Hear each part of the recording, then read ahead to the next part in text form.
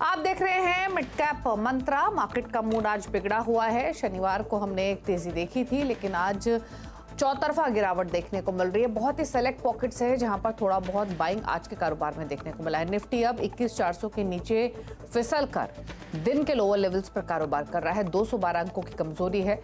1% नीचे हाई से कंपेयर करेंगे तो ये गिरावट ज्यादा दिखाई देगी। बैंक निफ्टी का मूड बिगाड़ रहा है एचडीएफसी बैंक वापस फिसला है। अर्निंग्स के बाद से हमने लगातार गिरावट देखी है और इनफैक्ट इस मूड बिगाड़ने का काम तो किया ही एचडीएफसी बैंक ने था पिछले हफ्ते। इस हफ्ते अगर आप देखेंगे, अभी का हाल देखेंगे, 2% नीचे निफ्टी बैंक ट्रेड कर रहा है। लगभग 850 अंकों की गिरावट फिलहाल देखने को मिल रही है। एचडीएफसी बैंक 46 अंक नीचे है आज के कारोबार में। 3% गिरावट यहाँ भी है। मिड कैप्स में भी मुनाफा वसूली जोरदार हो रही है। 2% नीचे मिड कैप इंडेक्स ट्रेड कर रहा है, तो यहाँ सबसे ज्यादा गिरावट हमने आते हुए देखी है। एक बार एनएसए स्टैट्स लेकर आते हैं और उसके बाद बाकी स्टॉक्स भी आपको दिखाएंगे। जी एंटरटेनमेंट में 10% का एक लोअर सर्किट लगा, वो लोअर सर्किट ओपन हुआ, वापस एक लोअर सर्किट लगा और अब इस समय 28% की गिरावट जी एंटरटेनमेंट में देखने को मिल रही है। तो 10% के लोअर सर्किट के बाद ये गिरावट थमी नहीं है। एक सर्किट, दूसरा लोअर सर्किट और अब 28% की गिरावट के साथ फिलहाल कारोबार करते हुए जी एंटरटेनमेंट का स्टॉक। इनफैक्ट इस स्टॉक पर आगे बातचीत भी करेंगे। जो डिटेल्स हम आपके सामने लेकर आएंगे। सोनी के साथ जो मर्जर था वो रद्द होने की खबरों की वजह से ये मूड बिगड़ता हुआ दिखाई दिया है। मार्केट स्टैट्स आप देखेंगे तो ब्रेथ डेफिनेटली मार्केट की नेगेटिव है। 1786 स्टॉक्स जो गिरकर कारोबार कर रहे हैं। 482 स्टॉक्स ही हैं जो कि तेजी के साथ कर रहे हैं ट्रेड आज के कारोबार में, लेकिन मूड तो डेफिनेटली बिगड़ा हुआ है मार्केट का। अब एक बार इंटरनेशनल क्यूज को देख लेते हैं, नजर आ लेते हैं इनफैक्ट वहां से क्या संकेत है। हालांकि कोई बहुत डिसाइसिव क्यूज उधर से भी देखने को आपको नहीं मिलेंगे। एशियन मार्केट इस समय देखेंगे तो निक्केई नीचे है, बाकी सभी मार्केट्स हरे निशान में ट्रेड कर रहे हैं। यूरोपियन मार्केट्स की शुरुआत देखेंगे तो ये भी पॉजिटिव ही हुई है, लेकिन अमेरिका के फ्यूचर्स कोई खास एक्शन नहीं है। डाउ फ्यूचर्स बिल्कुल फ्लैट है, नैस्डैक का फ्यूचर भी 24 अंक ऊपर है। हमारे साथ आईडीबीआई कैपिटल मार्केट के ब्रिजेश एल हैं, उनसे बातचीत करेंगे, लेकिन फटाफट से उससे पहले बाजार की बड़ी बातें आपके लिए लेकर आते हैं और दिखाते हैं आपको कि अब तक मार्केट में क्विकली हुआ क्या है। तो मार्केट का मूड बिगड़ते हुए दिन के लोअर लेवल्स पर मार्केट फिलहाल कारोबार कर रहे हैं। निफ्टी इस समय 21,400 के लेवल को ब्रेक करके दिन के लोअर लेवल्स पर ट्रेड कर रहा है। बैंक निफ्टी 800 अंकों से ज्यादा लुढ़का हुआ है। एचडीएफसी बैंक की वजह से प्रेशर थोड़ा सा ज्यादा दिखाई दे रहा है। मिड कैप इंडेक्स भी 2% नीचे है आज के कारोबार में। कुछ और पॉकेट्स देखेंगे तो आज आपको सेलिंग प्रेशर सबसे ज्यादा दिखाई देगा। Metals, oil and gas, energy, financial services में। रियल्टी स्टॉक्स भी लुढ़के हुए हैं। रेलवे स्टॉक्स जो रफ्तार पकड़े हुए थे पिछले कुछ सेशंस में, वहां पर मुनाफा वसूली हावी हुई है। इंश्योरेंस स्पेस, स्पेशली सरकारी इंश्योरेंस कंपनियां लुढ़की हुई आज के कारोबार में। सेलेक्ट बाइंग कहां देखने को मिल रही है? सेलेक्ट हेल्थ केयर स्टॉक्स में, जहां पर अर्निंग्स की वजह से मूड बेहतर हुआ है। साथ ही होटल स्टॉक्स हैं जहां पर हम तेजी के साथ कारोबार आज के सत्र में होते हुए देख रहे हैं। लेकिन इंडेक्स पर आपको करना क्या है, स्ट्रैटेजी पर करते हैं बातचीत। ब्रिजेश नमस्कार, बताइए पहले तो निफ्टी बैंक निफ्टी पर आपकी राय मौजूदा कमजोरी के बाद। गुड आफ्टरनून दीपाली जी। सो बेसिकली जैसे कि आपने बताया आज का मूड काफी खराब है। निफ्टी बैंक निफ्टी में अगर पहले बात करते तो जैसे ही 46,000 का लेवल ब्रेक करते हुआ नजर आया, वहाँ काफी सारे शॉर्ट्स के पोजीशंस बनते हुए नजर आ रहे थे। बैंक निफ्टी हालांकि ऑलरेडी वीक है, तो ये जो लेवल है अभी जो करंट जो लेवल है 45,252, यहाँ से मुझे लगता है और ये करेक्शन करता नीचे जाएगा। 44,000 का एक लेवल है जो मुझे लगता है अगला 2 दिन में एक पॉसिबिलिटी है कि 44,000 के आसपास कहीं ना कहीं बैंक निफ्टी आता हुआ। ये 44,000 का जो लेवल है वो 200 दिन का मूविंग एवरेज है। तो मेरा यही मानना है कि शायद 46 ऊपरी तरफ में 46,000 का रेजिस्टेंस रहेगा और नीचे 44,000। सो मैं नीचे की तरफ 44,000 के लिए बेट करता हूँ। आज इंट्राडे में अगर किसी को कुछ भी अपॉर्चुनिटी मिलती है तो उसको शॉर्ट के नजरिए से देख सकते हैं। यही चीज अगर हम निफ्टी में देखते हैं तो निफ्टी में अभी तक 50 दिन की मूविंग एवरेज के आसपास अप्रोच नहीं किया है और 50 डे मूविंग एवरेज का जो लेवल है 20,974। तो आज का जो कैंडल जो बना है वो बेरिश कैंडल है और यहाँ पे डिस्ट्रीब्यूशन हुआ है, सेल ऑफ है यहाँ पे। तो ये 21,000 को अप्रोच करेगा, जो कि और 350 पॉइंट करंट लेवल से है। तो दोनों ही मंथली एक्सपायरी के चलते दोनों ही निफ्टी और बैंक निफ्टी में दोनों ही बायस नेगेटिव रहेगा। पोस्ट एक्सपायरी हम व्यू करेंगे, लेकिन अगला 2 दिन के लिए डेफिनेटली सेल ऑन प्राइस का मार्केट रहेगा और नीचे 21,000 निफ्टी पे और 44,000 बैंक निफ्टी पे। ये लेवल्स मुझे लगता है कि हमें देखने को मिल सकता है। ओके, कुछ ट्रेड्स निकालें क्या आपने ब्रिजेश? एक ट्रेड है मैडम जो तेजी में चल रहा है, जो वॉल्यूम ब्रेकआउट आया है जो एलजी इक्विपमेंट है, 550 के करीब ट्रेड कर रहा है। इसमें काफी अच्छा मोमेंटम देखने को मिला है। इसमें टेक्निकल के नजरिए से मुझे लगता है एक मोमेंटम ट्रेड मिल सकता है। करीब करीब 600 के आसपास एक ट्रेड बनता हुआ नजर आ रहा है। तो मुझे लगता है किसी को भी अगर थोड़ा सा सेफ बेट लेना है तो एलजी इक्विपमेंट में एक ट्रेड बन सकता है। और एक स्टॉक है जिस जहाँ पे आपने देखा होगा कि पिछले पेपर स्टॉक्स में काफी मोमेंटम देखने को मिला। तो उसमें से एक जेके पेपर है जहाँ पे एक अच्छा ब्रेकआउट देखने को मिला। आज का फॉलिंग मार्केट में करेक्शंस देखने को मिला है, जो कि फिर से ये सपोर्ट की तरफ ट्रेड करे। 400-410 का जो लेवल है जेके पेपर है, काफी स्ट्रॉन्ग बेस है। मुझे लगता है ये लेवल पे बाय कर लेना चाहिए। 350 का स्टॉप लॉस रहेगा, 350 का स्टॉप लॉस लेके चले। इसमें 550 से 580 तक का टारगेट रहेगा।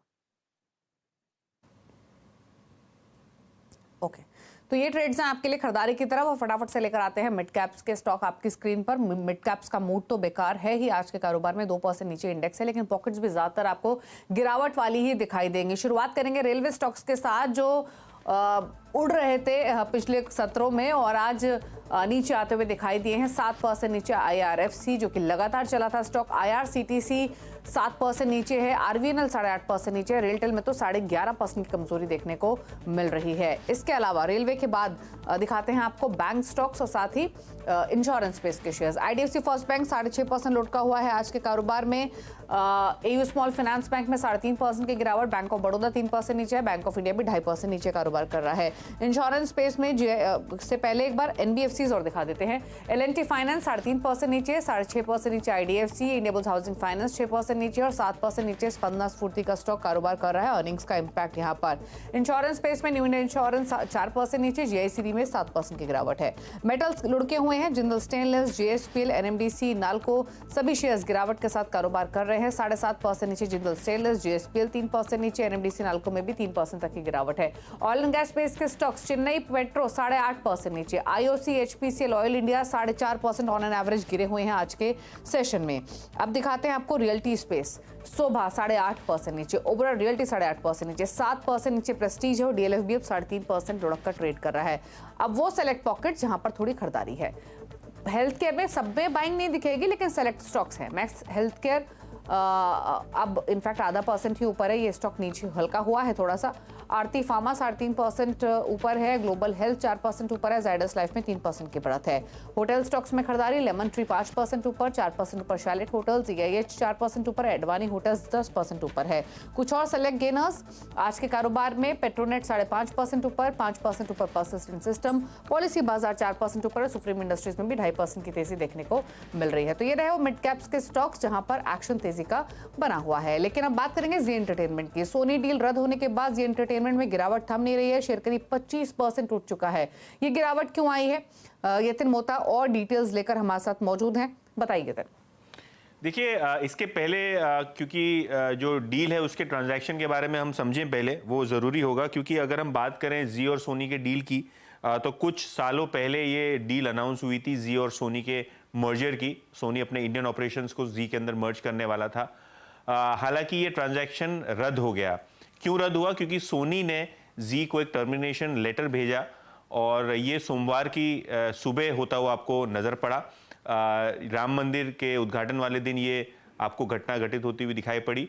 और सबसे इम्पॉर्टेंट पॉइंट ये है कि सोनी ने ये जी पे आरोप लगाया कि मर्जर की बहुत सारी कंडीशन जी मीट करने के लिए तैयार नहीं हुआ, इसके लिए उनको मर्जर कॉल ऑफ करना पड़ रहा है।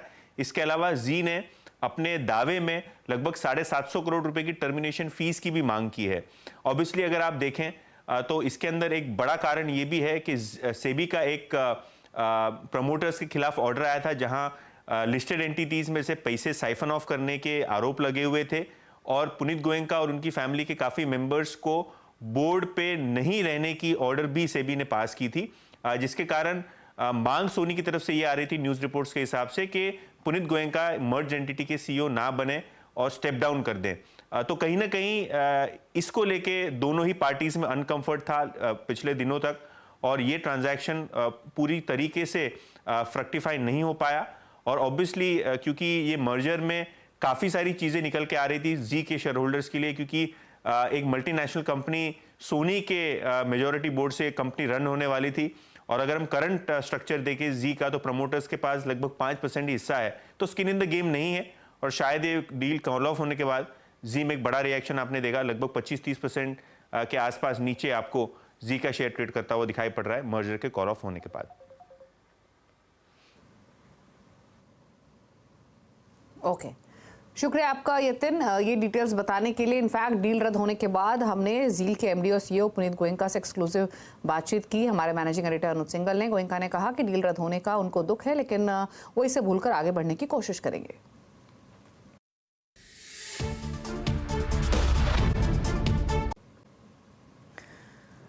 और आगे बढ़ेंगे रामलला के प्राण प्रतिष्ठा में देश के कई दिग्गज बिजनेसमैन शामिल हुए। प्राण प्रतिष्ठा के बाद वेदांता के चेयरमैन अनिल अग्रवाल ने कहा कि कल अयोध्या में अद्भुत नजारा था। साथ ही उन्होंने श्री राम के लिए भजन भी गाया।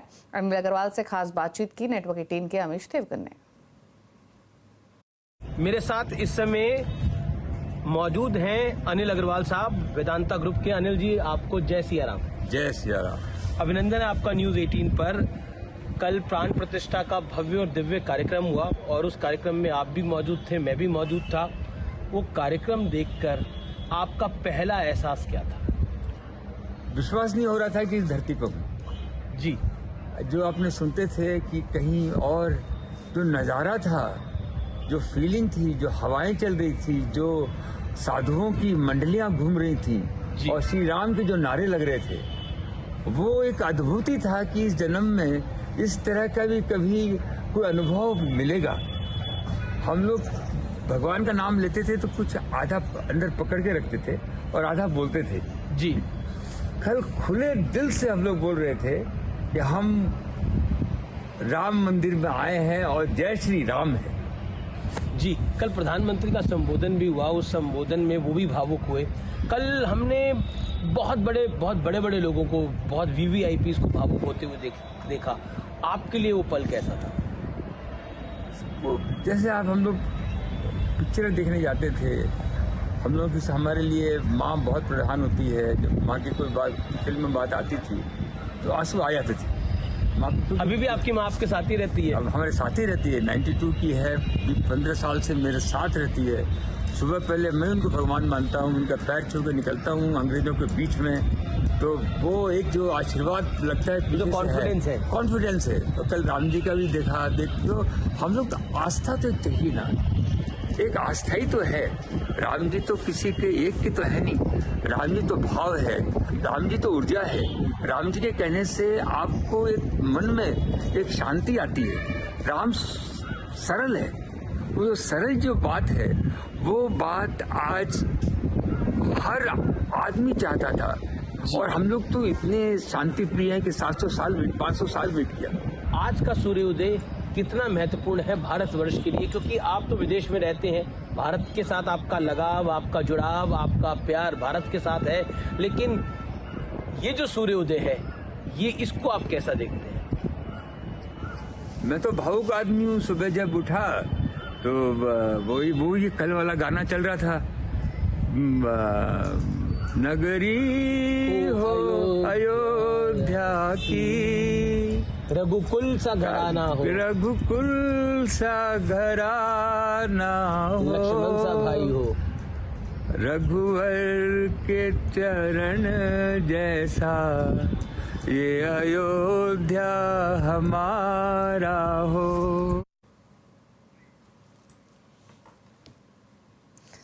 तो आपने देखा अनिल अग्रवाल के साथ एक खास बातचीत। और रुकेंगे ब्रेक के लिए, लेकिन ब्रेक में जाने से पहले आपको बता दें, डिजिटल पर मनी कंट्रोल का डंका बजा है। मनी कंट्रोल ईटी को पीछे छोड़कर नंबर 1 बन गया है। दिसंबर 2023 में इकोनॉमिक टाइम्स के 28.6 मिलियन के मुकाबले मनी कंट्रोल के यूनिक विजिटर्स 30 मिलियन के पार हो गए हैं। इस दौरान मनी कंट्रोल ने 9% की ग्रोथ दर्ज की है। इतना ही नहीं, पेज व्यू मामले में भी मनी कंट्रोल ईटी से 2 गुना बड़ा है।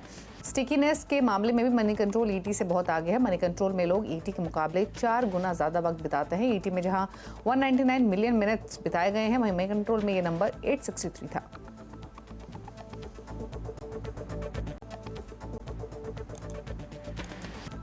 आप देख रहे हैं मिड कैप मंत्रा। मार्केट का मूड अभी भी बिगड़ा हुआ है। एक बार फटाफट से लेवल्स लेकर आते हैं आपके सामने। निफ्टी, बैंक निफ्टी और मिड कैप इंडेक्स का। और एक बार निफ्टी कंट्रीब्यूशन की प्लेट भी लेकर आएंगे। फिलहाल अगर आप देखेंगे निफ्टी तो डे लो पर ही ट्रेड कर रहा है, 21,367 के मौजूदा लेवल्स हैं। बैंक निफ्टी भी 850 अंक नीचे कारोबार कर रहा है, 45,200 के मौजूदा लेवल्स देखने को मिल रहे हैं। और एक बार दिखाते हैं आपको कंट्रीब्यूशन, तो HDFC बैंक 80 अंकों का नेगेटिव कंट्रीब्यूशन, रिलायंस की तरफ से 38 अंकों का नेगेटिव कंट्रीब्यूशन है, एक्सिस बैंक 23 अंक नेगेटिव कंट्रीब्यूशन और HUL की तरफ से 20 अंकों का नेगेटिव कंट्रीब्यूशन आ रहा है। थोड़ा सपोर्ट कहीं दिख रहा है तो ICICI बैंक, भारतीय एयरटेल, सन फार्मा और इन्फोसिस के स्टॉक्स हैं जो थोड़ा सपोर्ट लैंड कर रहे हैं। लेकिन आगे बढ़ेंगे और भारतीय बाजार को यूं ही दुनिया का स्वीट स्पॉट नहीं कहा जाता। भारतीय शेयर मार्केट का पूरी दुनिया में डंका क्यों बज रहा है, ये बताने के लिए सुमित मेहरोत्रा हमारे साथ मौजूद हैं। बताइए सुमित, क्या डिटेल्स आपके पास, क्या है रिसर्च? देखिए, शेयर बाजार, भारतीय शेयर बाजार जो है वो अब धीरे धीरे स्लोली एंड स्टेडली जिस तरह ग्रोथ पकड़ रहा है, उस ग्रोथ के साथ साथ अब हांगकांग के मार्केट्स को भी ओवरटेक करता हुआ दिखाई पड़ा है और अब दुनिया का चौथा सबसे बड़ा एक्सचेंज के तौर पे भारतीय बाजार देखे जा रहे हैं। हांगकांग एक्सचेंज को पीछे छोड़ के चौथे नंबर के चौथे पायदान पर पहुंचता हुआ दिखाई पड़ा है। भारतीय एक्सचेंज पर लिस्टेड शेयरों की जो वैल्यू है वो अब करीब करीब 4.33 लाख करोड़ डॉलर के आसपास पहुंचते हुए दिखाई पड़ रही है। 4.33 ट्रिलियन डॉलर्स अब ये पहुंचते हुए दिखाई पड़ रही है। कुछ आंकड़े, भारत करीब 4.33 लाख करोड़ के आसपास, हांगकांग 4.29 लाख करोड़, चाइना करीब 8.44 लाख करोड़ डॉलर और जापान 6.5 लाख करोड़ के आसपास, और यूएस जो कि पूरी दुनिया के एक्सचेंजेस का आधा % हिस्सा कंपोज करता है, रफली 50 लाख करोड़ के आसपास की यहां पर ओवरऑल मार्केट कैप है। सबसे तेज ग्रोथ, ये कुछ ट्रिगर हैं क्यों भारतीय बाजार सबसे अट्रैक्टिव है। एक बढ़िया ग्रोथ इस इकोनॉमी के अंदर आते हुए दिखाई पड़ रही है। एक स्टेबल गवर्नमेंट, ये भी जो निवेशक है उनको पसंद आ रही है और एफआईआई की तरफ से भी एक अच्छा पैसा आता हुआ दिखाई पड़ रहा है। चाइनीज मार्केट के सामने एक अच्छे विकल्प के तौर पर इंडियन मार्केट दिखाई पड़ रही है और एफआईआई का फ्लो भी लगातार मार्केट्स के अंदर बना हुआ है। ना केवल ये, बल्कि कंपनीज जो है वो अपनी अर्निंग्स को भी स्टेबल साइड पर रखे हुए हैं और वहां पर भी एक अच्छी ग्रोथ आते हुए दिखाई पड़ रही है। और सब जानते हैं कि इंडिया एक कंजम्पशन ड्रिवन इकोनॉमी है, तो मल्टीपल ट्रिगर्स जो कि इंडियन मार्केट के लिए ऑलरेडी कामकाज करते हुए दिखाई पड़ रहे हैं। 2023 वैसे भी भारतीय बाजारों के लिए एक शानदार एक साल था जिसमें करीब करीब 20% का रिटर्न सेंसेक्स और निफ्टी में आता हुआ दिखाई पड़ा। मिड कैप 45% चला और स्मॉल कैप करीब करीब 48% की शानदार तेजी यहां देखने को मिली। और ना केवल 2023 बल्कि लगातार कंपाउंडर के तौर पर इंडियन मार्केट्स रहा है। पिछले 3 सालों में सेंसेक्स में 46% का रिटर्न, 5 सालों में लगभग 100% का रिटर्न और 10 सालों में लगभग 250% के आसपास का रिटर्न ऑलरेडी सेंसेक्स दिखा चुका है। इंडियन मार्केट्स की रफ्तार ना केवल इक्विटी मार्केट्स के अंदर है बल्कि आप एसआईपी का फ्लो देखिए। FY20 में करीब करीब 1 लाख करोड़ रुपए के आसपास का एसआईपी फ्लो था। FY21 तक आते आते 1 लाख करोड़, 22 में 1.25 लाख करोड़, FY23 में 1.5 लाख करोड़ और FY24 में भी 3 महीने बाकी हैं, उसके बावजूद भी ऑलमोस्ट 1.5 लाख करोड़ का एक आंकड़ा हम छूते हुए दिखाई पड़ रहा है। तो एसआईपी का फ्लो लगातार बना हुआ है और साथ ही साथ जो रिटेल निवेशक है उनके डीमैट खातों की संख्या बढ़ रही है। जहां एक समय पे 3.5 करोड़ के आसपास के डीमैट खाते होते थे, कोविड टाइम पे करीब 5.5 करोड़ के आसपास खाते होते थे, अब रफली 11.5 करोड़ के आसपास खाते पहुंचते हुए दिखाई पड़ रहे हैं। तो रिटेल निवेशकों का पैसा लगातार आ रहा है बाजारों में, एसआईपी का फ्लो लगातार आ रहा है बाजारों में और एफआईआई का पैसा लगातार आ रहा है बाजारों में, जिसके दम पर भारतीय बाजारों का डंका आप जरूर बजते हुए देख रहे हैं। शुक्रिया सुमित आपका ये डिटेल्स बताने के लिए। तो ये एक इंटरेस्टिंग डेटा और व्यू पॉइंट जो सुमित ने शेयर किया। आगे बढ़ेंगे, खिलाड़ी नंबर 1 का अपडेट लेकर आते हैं। श्रेया खान के Jatin Gadia, prudent broking services के प्रदीप हॉटचंद, 95पैसा.com के रुचित जैन के बीच में मुकाबला चल रहा है। दिखाते हैं आपको फटाफट से क्या स्थिति बनी हुई है फिलहाल रिटर्न की। लेकिन उससे पहले एक अपडेट, जीएसपी से रुचित जैन ने प्रॉफिट्स को बुक किया 353 के लेवल्स पर, 380 के इनके टारगेट पे खरीदारी की कॉल थी। अब दिखाते हैं आपको रिटर्न की स्थिति क्या है मुनाफे के मीटर में। और हालांकि आज पहला ही दिन है, 3 सेशंस का ये मुकाबला रहेगा और रुचित जैन का ही पोर्टफोलियो सिर्फ पॉजिटिव रिटर्न दे रहा है। एल्स जतिन गेडिया का पोर्टफोलियो -1.23%, प्रदीप का पोर्टफोलियो -2.59%। ये रहा अपडेट। इसी के साथ एक ब्रेक उस पर आप देखिए न्यूयॉर्क कंपनी में बातचीत करेंगे फिनोलेक्स इंडस्ट्रीज के सीईओ अजीत वेंकटरमन से। एक ब्रेक के बाद नमस्कार।